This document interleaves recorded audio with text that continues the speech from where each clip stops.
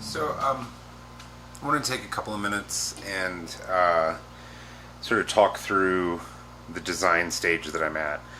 I think probably in the beginning of the video, I'm not really sure if I did narration for it or not. Guess we'll see.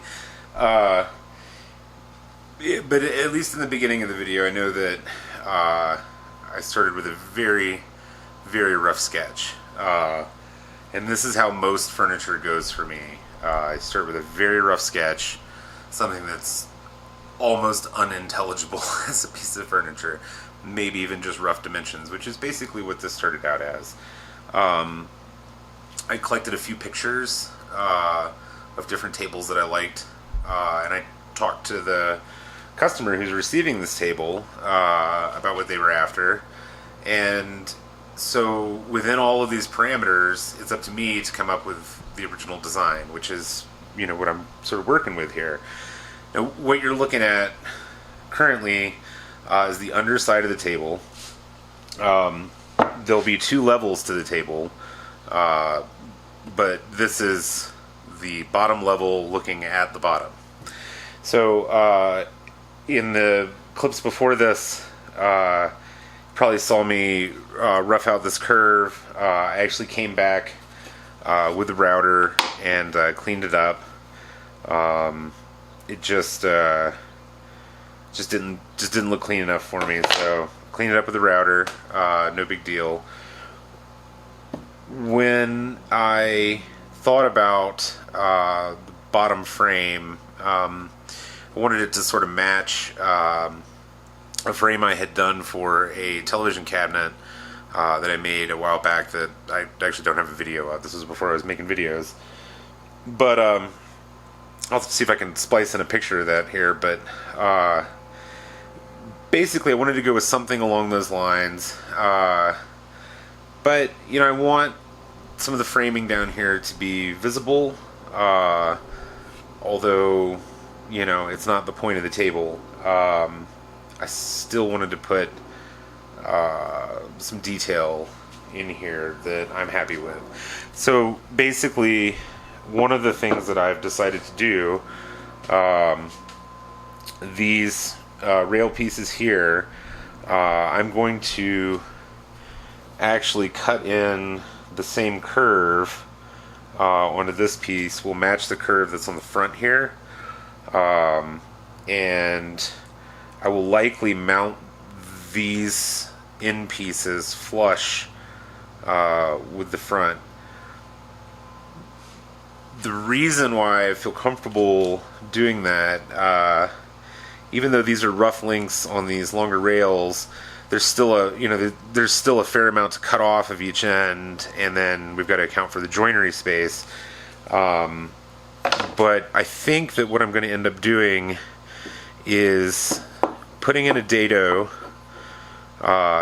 here in the leg to receive this rail, and then likely do the same thing over here. Put in a dado, an angled dado here on this side to receive this rail, so the rails sort of join with the foot, and there's of course joinery. There's going to be some tenons in there, so it's a little complicated, but I think it's going to turn out really elegant once it's finished. I think it'll be a really nice just sort of foundation for this entire table. We'll of course talk more about what else is happening with the table once I get the bottom framed out, but my goals for the top part, they're less contingent on what happens here, and I figured that, just from a design perspective, this is where I wanted to start. I really want to get the look of the table from the floor up, and so that's kind of where we're starting. We're starting right here at the ground, and we're working our way down through the table. There's going to be some iterative design that goes on where I try some things out and I don't like it, and we're going to move on from there, but that's where I'm at right now. So yeah, let's keep rolling.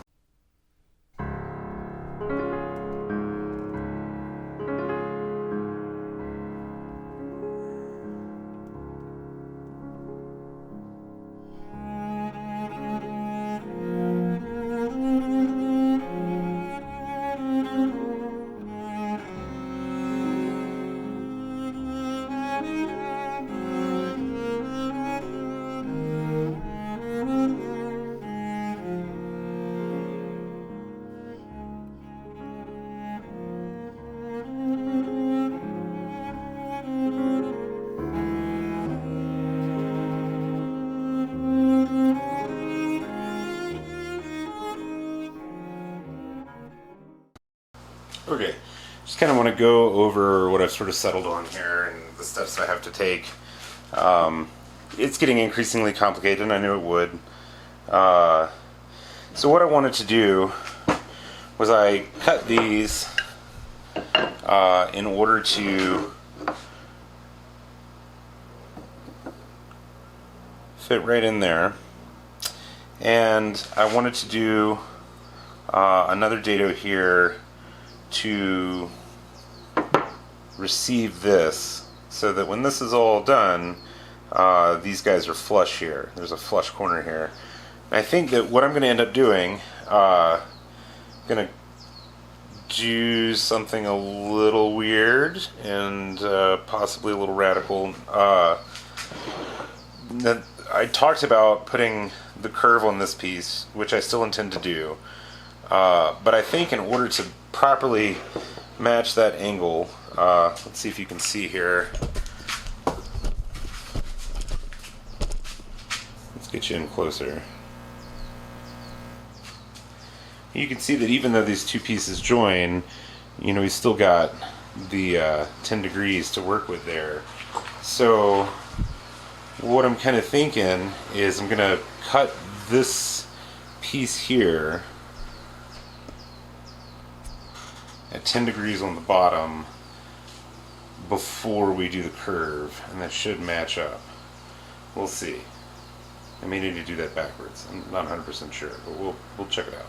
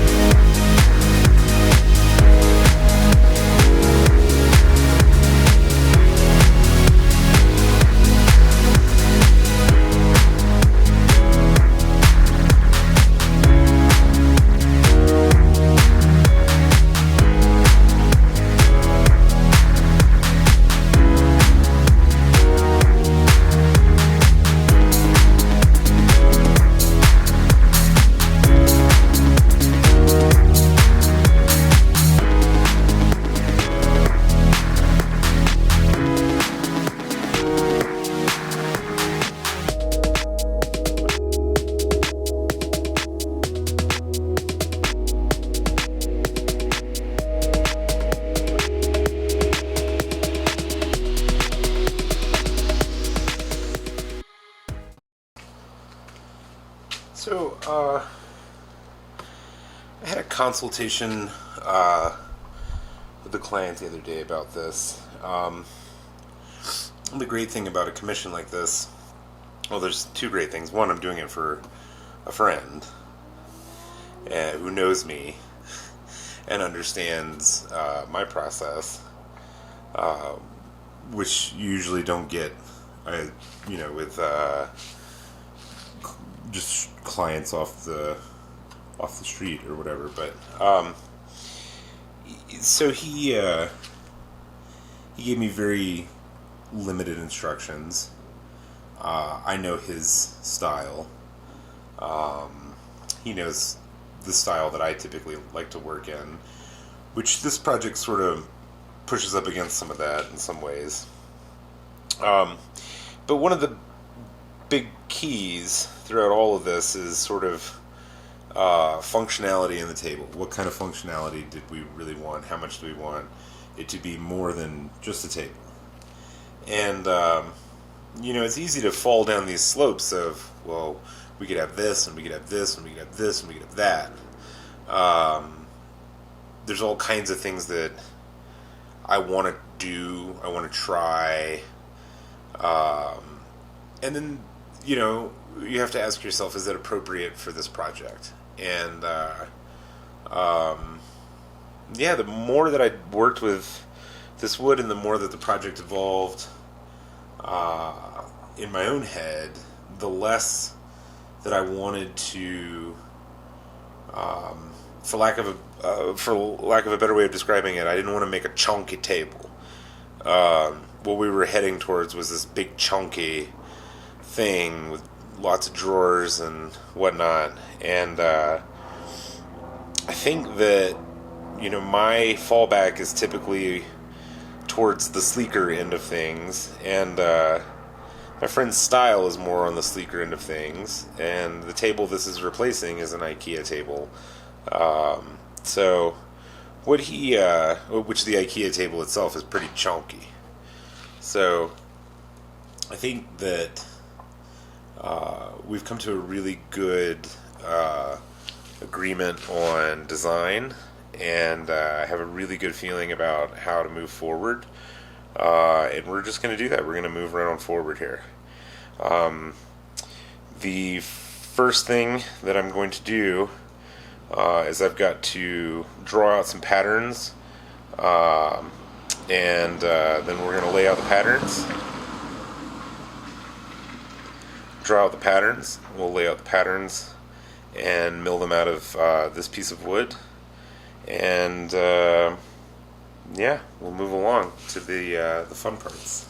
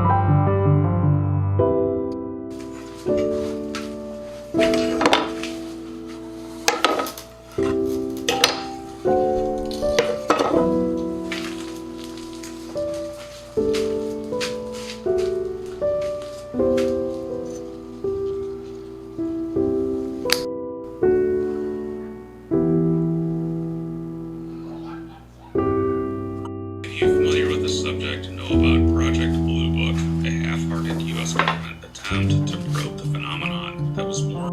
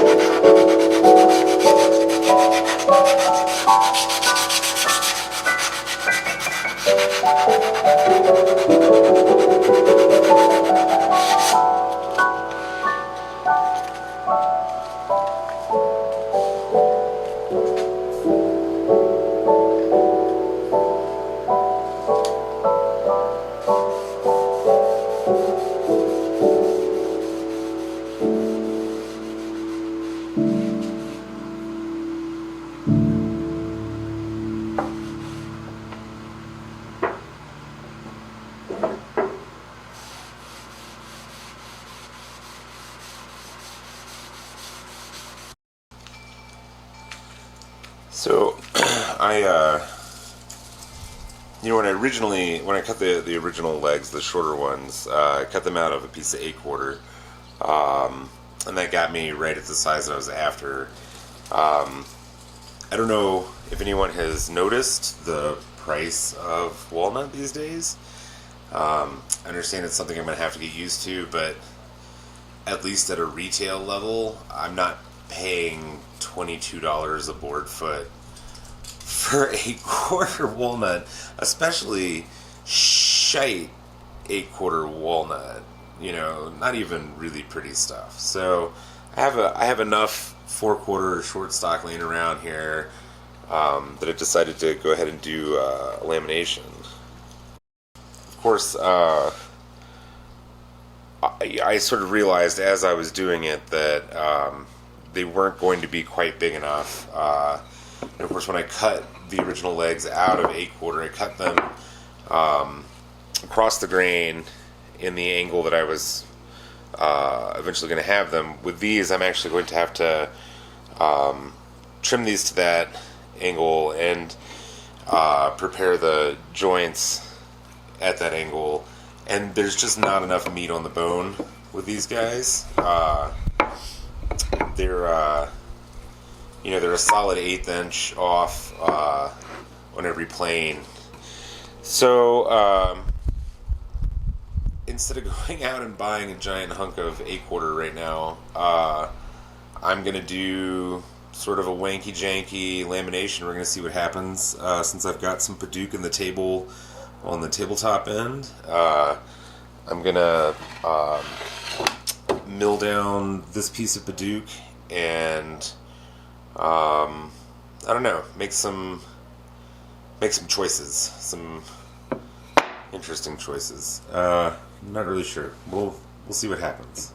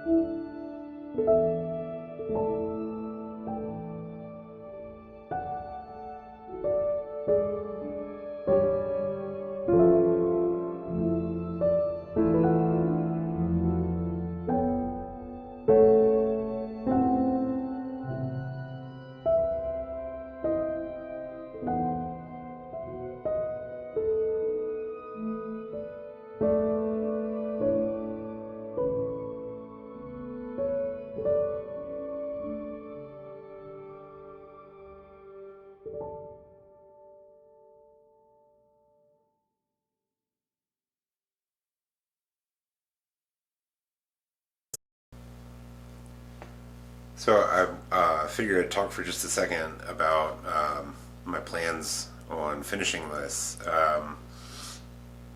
So I'll just freely admit that I have not yet used any of the hard wax finishes that are out there. So I don't have an opinion on them. I'm more of a traditionalist, and insofar as I don't even use poly finishes typically. I don't really enjoy the sort of standard array of poly finishes that are out there, at least not for furniture. What I enjoy doing is I enjoy working with shellac. I'm sure a lot of the videos, have pointed that out. But I'm not going to only shellac this table. I'm also going to treat it with water locks. So the first thing that happens, though, is that there's a period of gap filling with the shellac. So put on a thick coat of shellac on everything, and one of the great things about the shellac is that it goes ahead and shows you if there's any defects on the wood that's going to show up in the finish, like some glue that got into the pores that didn't get sanded out properly, anything like that. It's going to show up in the shellac process, and you can go ahead and take that out and deal with it. The other thing, once you've gotten a thick layer of shellac on it all, especially on tables like this that are going to have abrasive surfaces, you're going to do a couple of coats of shellac. You're going to fill that surface. You're going to level it out. You want to get that surface as level as you can get it before you start applying the water locks. So that's kind of the direction I'm going. The chessboard is being finished in an entirely different way because of the way that it has to be attached to the table. The chessboard is mostly going to be lacquer finish. So two completely different processes. The garage is going to get pretty stanky. All right.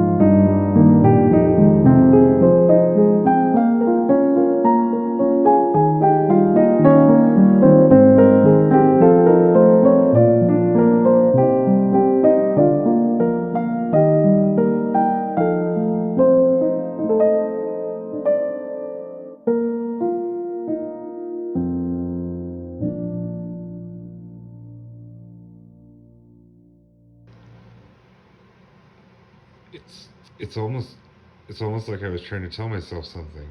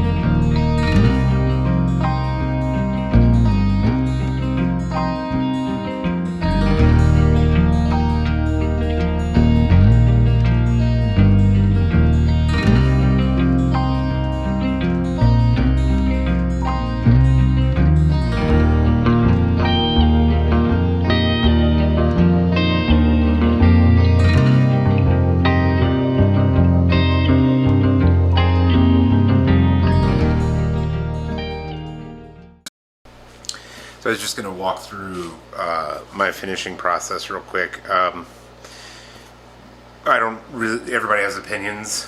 I don't really care what they are. I'm going to do a finish that I've done in the past. It's not a real French polish, but it's a sort of French polish. Basically, we've already got one very thick coat of shellac on the top and the bottom, on the legs, and that first thick coat goes on sloppy and heavy. You sand it back down to 220 and flatten the finish out some. And then we're actually going to hit it with probably 2 more coats that are off the bat half as heavy as the first coat. So this isn't you couldn't technically call this a 1.5 pound coat, but it's probably pretty damn close. So this goes on top, bottom, legs, sand again, but this time at 320, and then 1 more at that thickness, and then we come in with a lighter cut, probably a 1 pound cut or a half pound cut, and go ahead and polish it with a rag, not to a super sheen necessarily, but we get it pretty close and make sure everything's flat and cool, and then I'll actually polish it with wax after that. So the game tabletop is a little bit different. Of course, we did a lacquer finish on it, so the last step on it is just to polish it up. So we're going to do that.